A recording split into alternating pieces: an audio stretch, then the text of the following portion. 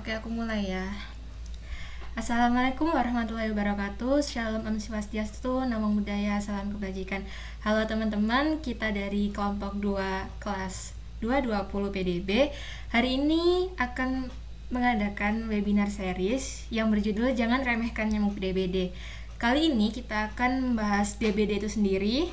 Lalu yang kedua ada penanganan pertama DBD, cara mencegah DBD dan program pemerintah terkait DBD. Nah, untuk yang pertama absensi bisa di scan QR code di sebelah kiri. Saya kasih waktu 2 menit ya.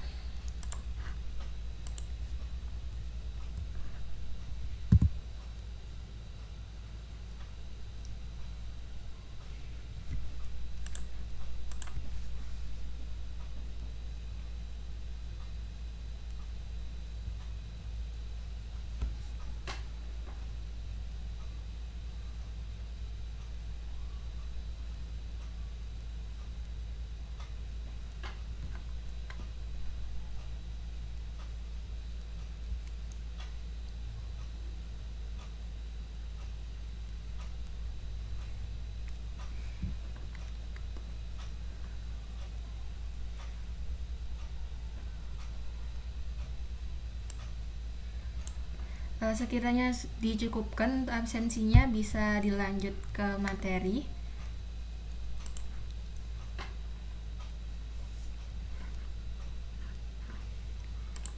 Nah, jadi di sini aku bakal jelasin tentang apa itu demam berdarah. Nah, demam berdarah atau demam berdarah dengue adalah penyakit yang ditularkan oleh nyamuk yang terjadi di daerah tropis dan juga subtropis. Dua nyamuk yang bisa menularkan virus ini adalah Aedes aegypti dan juga Aedes albopictus. Nah, menurut laporan Kemenkes, kasus demam berdarah di Indonesia dalam waktu 2 tahun yang lalu jauh lebih rendah. Walaupun demikian, kita harus waspada dikarenakan 4 bulan pertama tahun 2022 sudah terdapat banyak kasus demam berdarah dan kematian yang sangat tinggi. Nah, selanjutnya saya serahkan kepada rekan.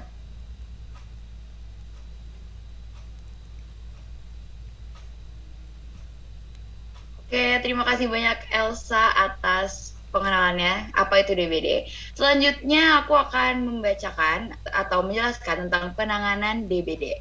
Jadi fase DBD yang pertama adalah demam 1-3 hari. Terus gejala yang ditimbulkan dari DBD ini yang pertama ada sakit kepala, demam tinggi, nyeri otot, tulang dan sendi, terus sakit di belakang mata, ruam, kelelahan, mimisan dan juga muntah. Terus penanganannya gimana sih kalau misalkan kena DBD? Yang pertama itu bersifat simptomatik dan suportif. Terus yang kedua, cairan oral untuk mencegah dehidrasi. Terus yang ketiga, apabila cairan oral tidak dapat diberikan karena tidak mau minum, muntah atau nyeri perut yang berlebihan, maka diberikan cairan intravena rumatan. Selanjutnya akan dibacakan oleh teman saya. Terima kasih. Baik, terima kasih Dian atas fase DBD yang pertama nih. Lalu kita masuk nih ke fase DBD yang kedua, yaitu kritis dan dalam rentang waktu itu bisa dibilang 3-7 hari. Nah, gejala-gejala itu apa aja sih selama di kritis itu? Yaitu bisa dibilang manifestasi pendarahan yang pertama. Lalu yang kedua, manifestasi gejala shock sendiri. Lalu yang ketiga, di situ ada perubahan parameter lab, tanda-tanda kebocoran plasma darah biasanya. Lalu yang terakhir itu tanda ada kebocoran. Lalu bagaimana sih cara kita untuk penanganan terkait fase 2 ini? Yang pertama ya kita harus pengawasan shock atau bisa dibilang itu pengawasan penuh terhadap pasien yang sudah masuk ke dalam fase 2 ini. Lalu yang kedua ialah pemeriksaan PLT dan HCT secara berkala. Lalu yang ketiga bisa dibilang tetesan cairan intravena harus disesuaikan dengan tanda vital. Jadi misal kadar HCT dan volume urin juga harus diperiksa. Lalu yang terakhir ialah volume yang dibutuhkan adalah jumlah cairan dehidrasi sedang. Bisa dibilang tuh rumatannya itu ditambah 5-8% lagi. Mungkin bisa dinaik. Lalu yang ketiga tuh ada fase DBD 3 itu yang bisa bilang itu adalah proses penyembuhan sendiri, yang dimana tadi kan fase DBD 2 itu sekitar 3-7 hari. Nah, berarti kalau misalnya masuk ke fase DBD 3 ini fase penyembuhan yang dimana itu rentang waktunya 6-7 hari, Berarti di dalam fase DBD itu udah termasuk dalam fase DBD 3 sendiri. Lalu gejala-gejala itu apa aja sih yang bisa dikatakan bahwa penyakit DBD itu sudah hilang atau mungkin kita sudah semakin sembuh. Itu yang pertama sendiri ialah diuresis itu semakin membaik. Lalu yang kedua juga nafsu makan kita yang mungkin awalnya tadi turun, terus kita belum pegang nafsu makan segala macam itu mulai membaik, mulai kembali ke nafsu makan seperti yang normal. Lalu konfluen PT Hiares, konfluen PT Hiares. Lalu penanganannya itu bagaimana sih? Yang pertama itu ialah udah stop cairan, mungkin dari cairan infus atau segala macam itu di stop aja karena memang itu sedang dalam fase recovery. Lalu yang kedua sendiri ialah benar-benar diawasi cairan masuk dan keluarnya itu bagaimana. Lalu yang terakhir ialah berhati-hati dengan overload cairan. Mungkin bisa cairan ini proses cairan obat karena takutnya nanti jatuhnya malah ke dalam overdosis. Mungkin nanti akan dijelaskan untuk bagaimana sih cara penanganan atau penyakit DBD ini. Mungkin akan dijelaskan oleh teman saya selanjutnya. Baik, yang selanjutnya yaitu cara mencegah DBD. Di sini bisa dilakukan dengan cara 3M+. Yang pertama, menguras dan menyikat. Yang kedua, menutup rapat penampungan air. Dan yang ketiga, memanfaatkan atau mendaur ulang barang bekas.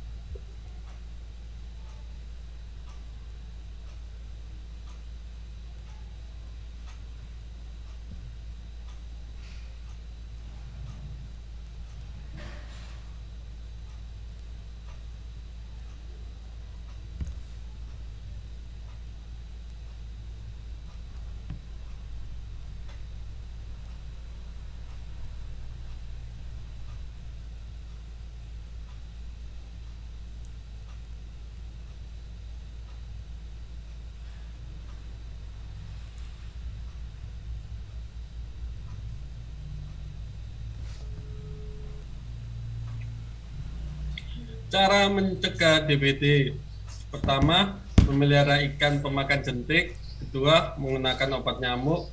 Ketiga, memasang kasa pada jendela.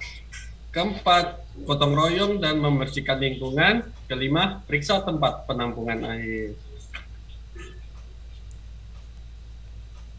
Selanjutnya, cara mencegah DBD selanjutnya adalah meletakkan pakaian bekas ke wadah tertutup, memberikan larva sida pada wadah yang susah terkuras, memastikan saluran air tertutup,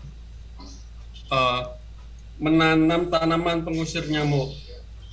Maksud saya memastikan saluran air lancar.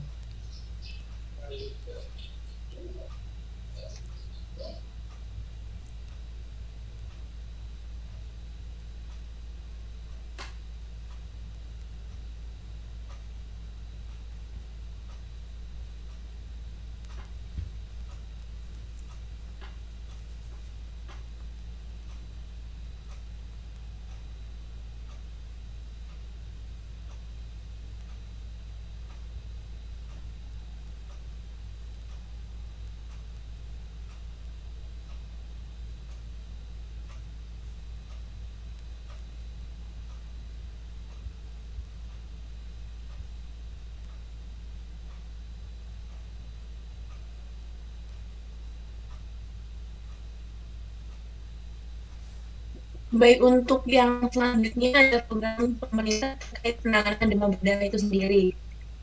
Yang pertama ada sosialisasi gerakan satu rumah satu jumantik atau G1R1J.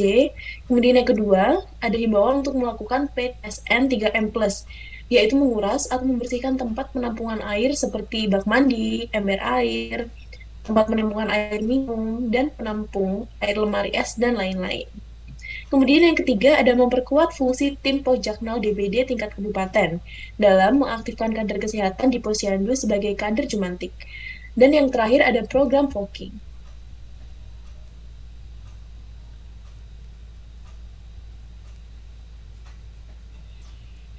Nah, sekarang kita masuk ke Q&A. Nah, di sini saya sudah mendapatkan 3 pertanyaan. Jadi yang pertanyaan pertama itu gini. Jadi dia bertanya, kalau misalnya antibiotik itu dibutuhkan nggak sih waktu penanganan DBD itu? Jadi kalau menurut kami, itu tuh kan demam berdarah itu kan infeksi virus. Maka antibiotik itu alias antibakteri itu tentunya nggak dibutuhin. Kecuali kalau misalnya infeksi, jadi itu kalau selain DBD itu ada gejala lainnya gitu loh. Misalnya kayak dia itu mengalami infeksi tipoid atau tipes. Nah, untuk kasus ini tentunya antibiotik ini diberikan sama buat menangani gejala tipes tersebut. Jadi seperti itu. Jadi intinya antibiotik itu nggak dibutuhin gitu loh. Kalau dibutuhinnya itu kalau misalnya dia mengalami gejala tipes waktu juga mengalami gejala DBD tersebut. Jadi pertanyaan pertama seperti itu. Untuk pertanyaan kedua yaitu adalah jadi selamat malam Kak, saya izin bertanya. Kalau misalnya saat terkena demam berdarah itu saya pakai obat penurun panas itu boleh apa enggak ya? Jadi ternyata kalau nggak sembarang obat penurun panas itu dapat digunakan gitu loh untuk menurunkan gejala demam berdarah tersebut. Jadi obat yang direkomendasikan itu adalah paracetamol.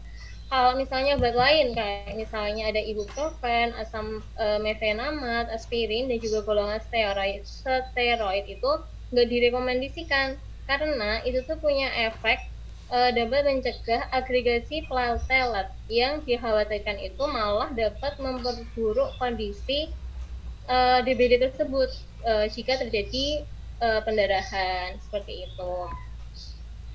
Terus ada pertanyaan terakhir nih. Jadi, Kak izin bertanya nih, untuk asupan cairan yang benar itu saat terkena DBD itu bagaimana ya Kak? Dan saya tuh pernah dengar kalau misalnya selain ada air minum tuh juga ada asupan cairan lainnya gitu. Jadi jawabannya itu pada beberapa pasien asupan cairan lewat minuman itu nggak cukup gitu loh. Jadi nggak cukup kalau misalnya cuma lewat minuman, tapi juga diberikan lewat infus. Biasanya yang digunakan itu adalah infus natrium klorida 0,9%, kayak misalnya ringer asetat atau ringer laktat. Jumlah cairan yang dibutuhkan itu tergantung pada bobot badan, jumlah urin yang keluar, dan juga hasil pemeriksaan hematokrit. Nah, biasanya sih dalam sehari seseorang itu pastinya bisa mendapatkan 4 hingga 5 cold infus yang berisi 500 ml. Jadi itu adalah pertanyaan terakhir dari webinar hari ini.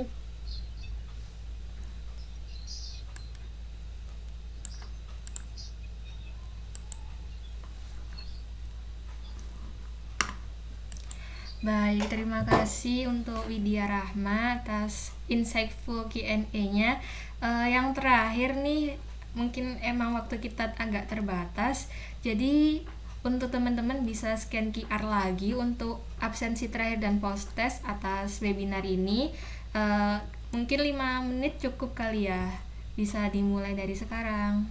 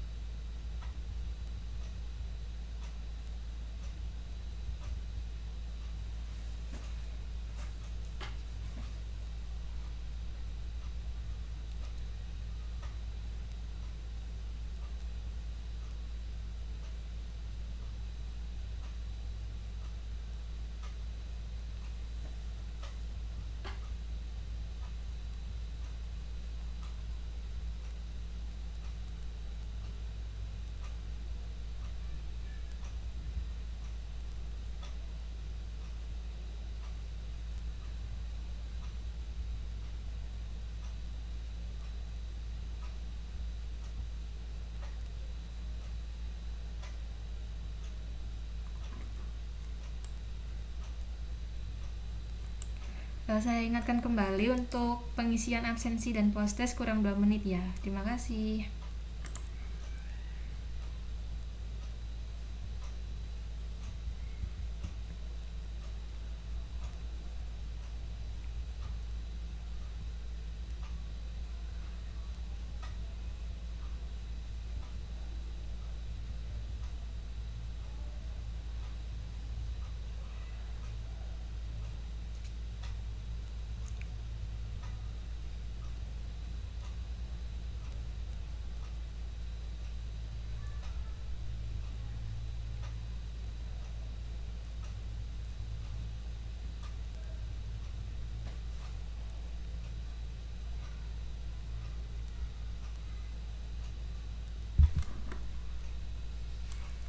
Baik, untuk waktu pengisian absensi dan post-test sudah berakhir.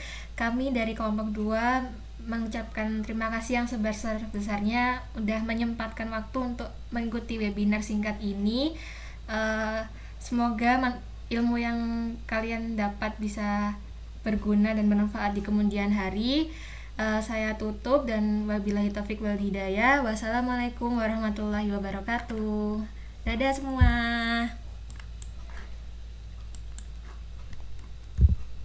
Dadah.